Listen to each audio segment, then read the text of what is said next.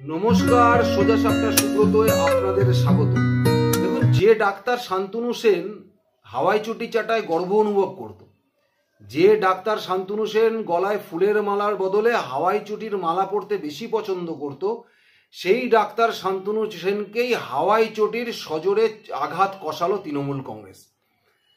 অনেকদিন আগেই গালে কষিয়েছিল, এবার পশ্চাৎ দেশে কষালো। তার কারণ আপনারা জানেন যে মমতা বন্দ্যোপাধ্যায়ের কাছে সন্দীপ ঘোষের গুরুত্ব ওই ডাক্তার শান্তনু সেনের গুরুত্ব থেকে অনেক বেশি। এটা সাধারণ মানুষরা বুঝে গেছিলেন, বিরোধী দলেরা বারবার বলতেন, কিন্তু তৃণমূল কংগ্রেসের কিছু করে খাওয়া নেতা আছে, তারা এগুলো মানতেই চায় না। এমনকি নিজের মেয়ের সাথে বারবার এমন কিছু অপ্রীতিকর ঘটনা ঘটে যার জন্য তার মেয়ে হাউমাউ করে কাঁদে, সেটা দেখার পরেও পদের লোভে সেই মমতা বন্দ্যোপাধ্যায়ের নামেও দুবার 2 গ্লাস জল খেতে হয় সারাদিনে তার। তা সেই সমস্ত নেতাদের বুঝে ওঠা হয়নি যে সন্দীপ ঘোষের বিরুদ্ধে সিবিআই কোর্টে চার্জশিট জমা করে দিয়েছে আর্থিক দুর্নীতি ক্ষেত্রে প্রধান নেতা হিসাবে, সেই সন্দীপ ঘোষ এখনো নয়নের মণি হয়ে বসে আছে মমতা বন্দ্যোপাধ্যায়। দেখুন, কেন আমি এই কথাগুলো বললাম, কারণ ডাক্তার শান্তনু সেনকে এই মুহূর্তে দাঁড়িয়ে তৃণমূল কংগ্রেসের পক্ষ থেকে কিভাবে অপদস্থ করা হচ্ছে সেই ঘটনাগুলো আপনাদের একটু বলবো। তার আগে একবার দেখে নিন ডাক্তার শান্তনু সেন আরজি করের ঘটনার পরিপ্রেক্ষিতে সেই সময় দাঁড়িয়ে মিডিয়ার সামনে কি বলেছিল, তারপরে ফিরছি আমার এই প্রতিবেদনে। বিগত কয়েক বছরের রসাতলে গেছে, সেখানে মুষ্টিমেয় কয়েকজন তাকে খুশি করতে পারলেই পরীক্ষার প্রশ্ন জানা যায়, পরীক্ষার প্রশ্ন এবং উত্তর হাতে নিয়ে হলে ঢোকা যায়, হলে ঢুকে ঢোকাঢুকি করা যায়। এটা কোনো মেডিকেল কলেজে হয় না। তাদেরকে খুশি করতে পারলে অনার্স পাওয়া যায়, আর তাদেরকে খুশি করতে না পারলে ভালো পরীক্ষা দিলেও ফেল করতে হয়। আমার মেয়ের সাথে হচ্ছে, আমি কাউকে এগুলো বলিনি।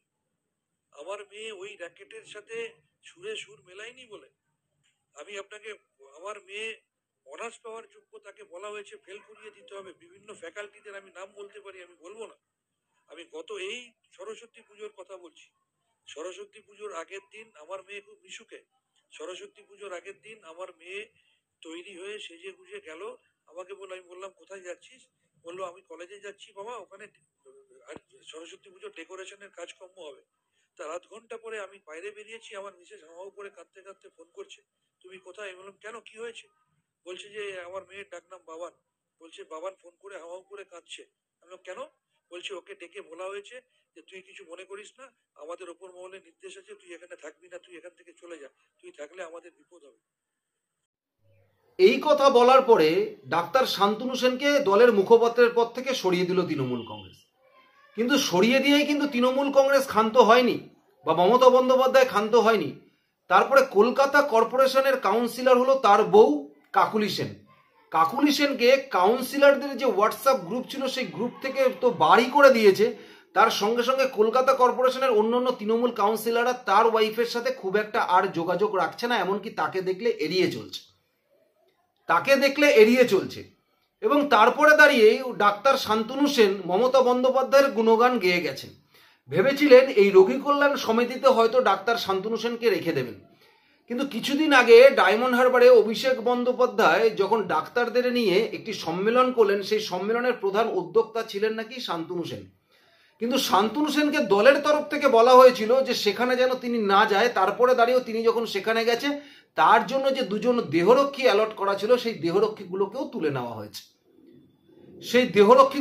তুলে নেওয়া হয়েছে এবং গতকাল তাকে এই রোগী কল্যাণ সমিতি থেকেও বার করে দেওয়া হলো।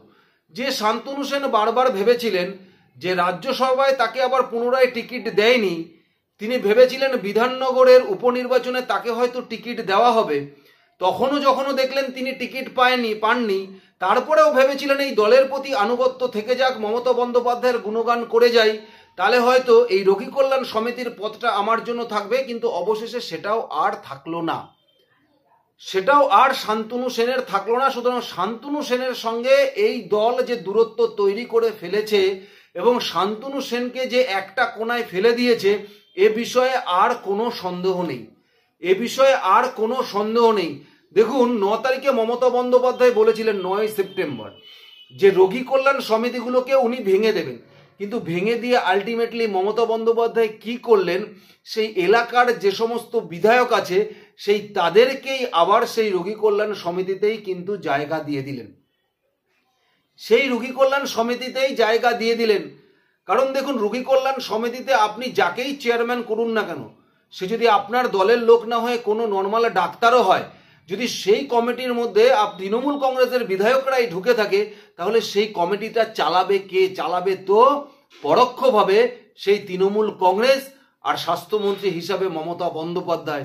এটা খুব স্বাভাবিক, আর এটাই মমতা বন্দ্যোপাধ্যায় করতে চেয়েছিলেন সেই সময় দাঁড়িয়ে জুনিয়র ডাক্তারদের মাথায় টুপি পরিয়ে, যেটা মমতা বন্দ্যোপাধ্যায় ঘোষণা করে দিয়েছিলেন। সেরকম দাঁড়িয়ে SSKM এ অরূপ বিশ্বাসকে দায়িত্ব দিয়ে দিয়েছে, কলকাতা মেডিকেল কলেজে শশী পাজাকে দায়িত্ব দিয়ে দিয়েছে, সাগর দত্তে মদন মিত্রকে জায়গা দিয়ে দিয়েছে, মালদা মেডিকেল কলেজে কৃষ্ণেন্দুকে নারায়ণকে জায়গা দিয়ে দিয়েছে, উত্তরবঙ্গের মেডিকেল কলেজে গৌতম দেবকে জায়গা দিয়ে দিয়েছে, ক্যালকাটা ন্যাশনাল মেডিকেল কলেজে জাভেদ খানকে জায়গা দিয়ে দিয়েছে, বর্ধমান মেডিকেল কলেজে খোকন দাসকে জায়গা দিয়ে দিয়েছে। তো এরকম সব জায়গার সেই স্থানীয় বিধায়কদেরই সেই রোগী কল্যাণ সমিতিতে ঢুকিয়ে দেওয়া হয়েছে। তাতে কি হয়েছে, প্রথমে বলেছিলেন রোগী কল্যাণ সমিতির চেয়ারম্যান পদে কোনো রাজনৈতিক লোক থাকবে না, থাকবে না, যে কোনো একটা নর্মাল ডাক্তারকে রোগী কল্যাণের সমিতির চেয়ারম্যান করে দেবে। কিন্তু সেই সমিতির মধ্যে যখন তার MLA-রা ঢুকে গেছে, সুতরাং MLA-রাই আগামী দিনে সেই সমিতি চালাবে। সুতরাং সেই বিষয়ে আর কোনো সন্দেহ থাকার কথা নয়। সুতরাং মমতা বন্দ্যোপাধ্যায়ের কাছেই সবকিছু থাকলো। যেভাবে টাকা মারা চলতো সেভাবেই টাকা মারা চলবে, যেভাবে জালসুদের কারবারি চলতো সেভাবেই জালসুদের কারবারি চলবে। কোনো রকম কোনো পার্থক্য এখানে আর নেই, কোনো রকম কোনো পার্থক্য এখানে নেই। সুতরাং এখন এই মুহূর্তে দাঁড়িয়ে ডক্টর শান্তনু সেনের কাছে কি উপায় আছে? এত অপমান সহ্য করেও যদি ডাক্তার শান্তনু সেন তৃণমূল কংগ্রেসে থাকতে চায়, থাকবেন। তার কারণ দেখুন, ওদের এমনিও কোনো লাজ লজ্জা নেই। কারণ তার নিজের মেয়ে বারবার এই থ্রেট কালচারের শিকার হওয়ার পরেও তিনি মুখ বন্ধ করে চুপ করে বসেছিলেন। কেন? রাজনৈতিক পদের জন্য, রাজনৈতিক লোভের জন্য। কারণ তার বউকে কাউন্সিলর করে ফেলেছে, তাকে যদি একটা বিধানসভা উপনির্বাচনের টিকিট দেওয়া হয় সেই নিয়ে তিনি বসেছিলেন। যখনও দেখলেন এই ঘটনাটা বাইরে এসে গেছে, জুনিয়র ডাক্তাররা আন্দোলনে নেমে পড়েছেন, তখন তিনি আস্তে আস্তে মুখ খুলতে শুরু করলেন। কিন্তু মুখ খোলার পরে তিনি বুঝে উঠতে পারেননি প্রথম অবস্থায় যে তৃণমূল কংগ্রেস এমন একটা দল, সেই দলে থেকে আপনি যদি তৃণমূল কংগ্রেসের বিরুদ্ধে কোনো কথা বলেছেন, যতই অন্যায় তৃণমূল কংগ্রেস করুক না কেন, আপনাকে মুখ বুঝে সহ্য করে নিতে হবে, চোখ বন্ধ করে বলতে হবে আপনি কিছু দেখেননি।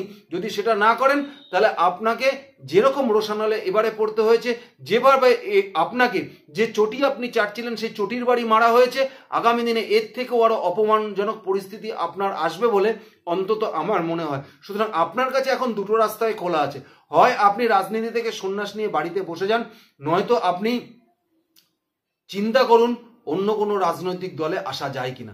এছাড়া আপনার কাছে আর কোনো উপায় আছে বলে তো মনে হয় না। কারণ তৃণমূল কংগ্রেসের কাছে এখন এই সন্দীপ ঘোষের মতো মানুষদের গুরুত্বই কিন্তু এখন অনেক বেশি। সন্দীপ ঘোষের মতো মানুষদের গুরুত্বই এখন অনেক বেশি। যারা টাকা তুলে বেশি টাকা দিতে পারবে তাদেরকেই তৃণমূল কংগ্রেস আগে রাখবে। তাছাড়া তৃণমূল কংগ্রেসের কাছে আর অন্য কোনো লোকের জায়গা আছে বলে অন্তত তো মনে হয় না। আপনাদের কি মনে হয়? অবশ্যই আমাকে কমেন্টস বক্সে জানাবেন। ধন্যবাদ, নমস্কার।